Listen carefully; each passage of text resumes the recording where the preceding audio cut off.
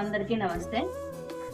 ఈరోజు డాక్టర్ సిరి మేడం వాళ్ళ అమ్మగారు బర్త్డే సందర్భంగా ఈరోజు మన ఆశ్రమంలో కేక్ కట్ చేస్తున్నాము. అలాగే భోజనాలు కూడా ఏర్పాటు చేశాము. అమ్మ హ్యాపీ బర్త్డే. కానీ నువ్వు మా మధ్యలో లేనందుకు మేము చాలా మిస్ అవుతున్నాం మిమ్మల్ని.